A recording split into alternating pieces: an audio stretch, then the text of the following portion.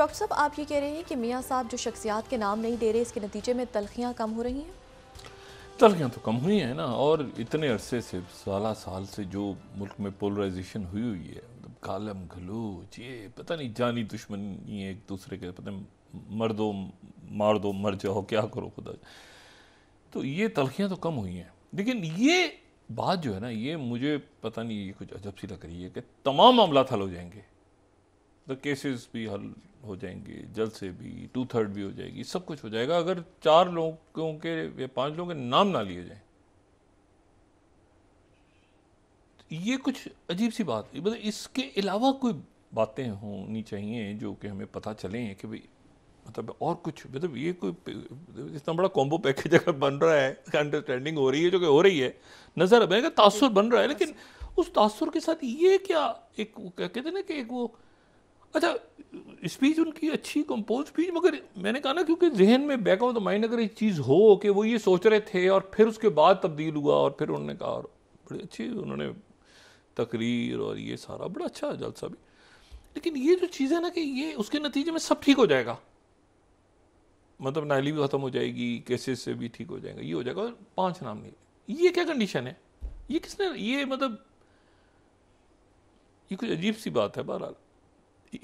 ये ऐसे ही है जैसे वो चेयरमैन पीटीआई के नाम लेने पे पाबंदी लगी हुई थी, अभी भी लगी हुई है शायद, ये पता कोई ले रहे हैं लोग, मैं तो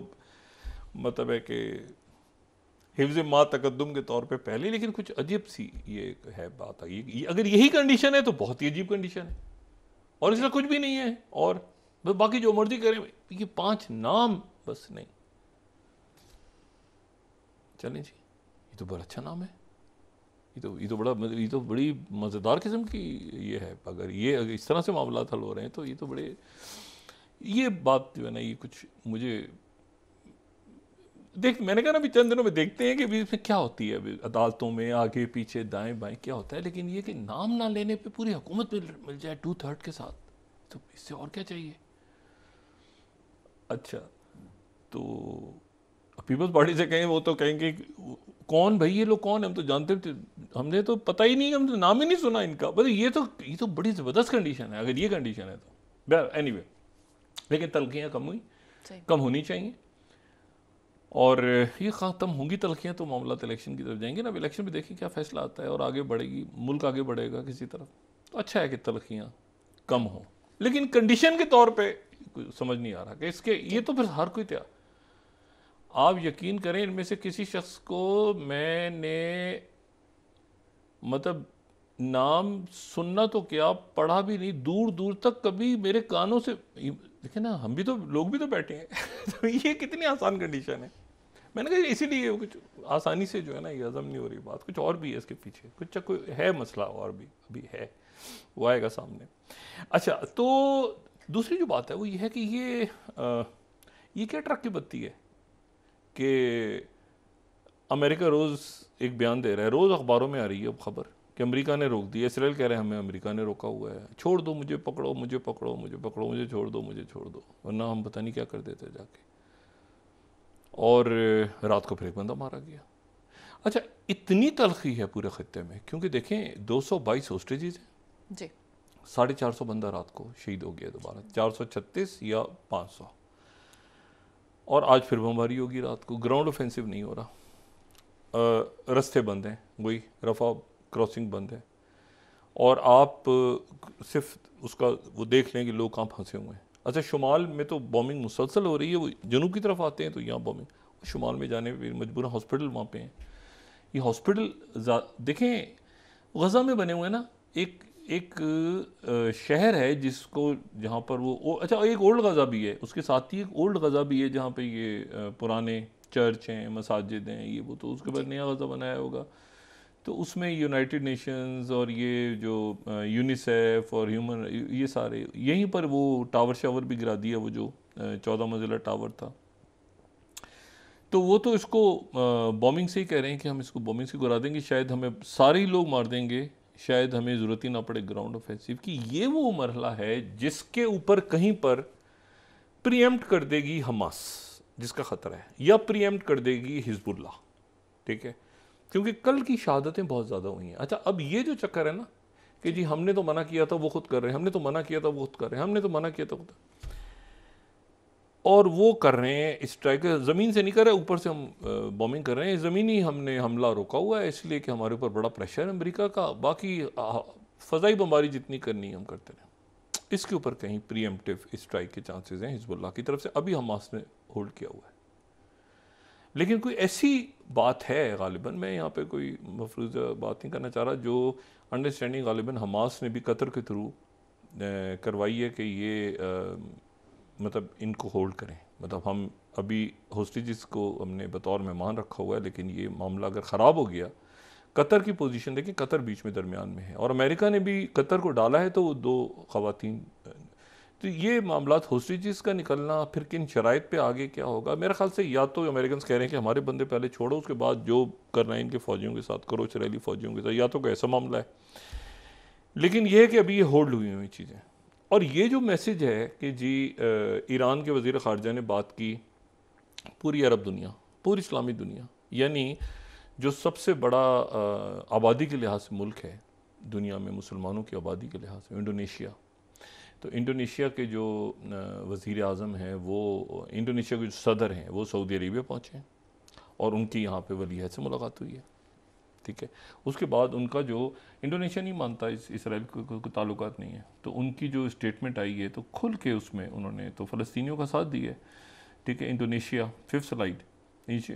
उसमें कोई जिक्र ही नहीं है। इंडोनेशिया कंडेम्स अटैक्स इन इस गज़ा, उसमें इसराइल की सख्ती से मज़म्मत, और बिल्कुल उनका जो है ये उनके जो प्रेसिडेंट ने तशरीफ़ लाए और उन्होंने ये बात सारी की इंडोनेशिया के। अच्छा, जो मलेशिया के हैं वज़ीर आज़म वो मौजूद हैं टर्की में, उनकी मुलाकात हो रही है, जो हुई है वो तैयब एर्दोगन से हुई है। तैयब एर्दोगन के जो वज़ीर ख़ारजा हैं वो ईरान में है, वो आर्मीनिया, अज़रबैजान, रशिया, ये सारा। चाइना ने आज एक ख़बर को क्लैरिफाई किया है, ये ख़बर उन्होंने क्लैरिफाई किया है और ठीक है, मैं ये ग्लोबल टाइम्स को कोट कर रहा हूँ कि चाइनीज़ वॉर प्लेन्स की जो स्लाइड है 30 तरह दिखाइएगा, कि वो कह रहे हैं कि चाइना के जो वॉरशिप्स हैं in the middle east on routine escort missions not involve in Israel Palestine conflict. ये ठीक है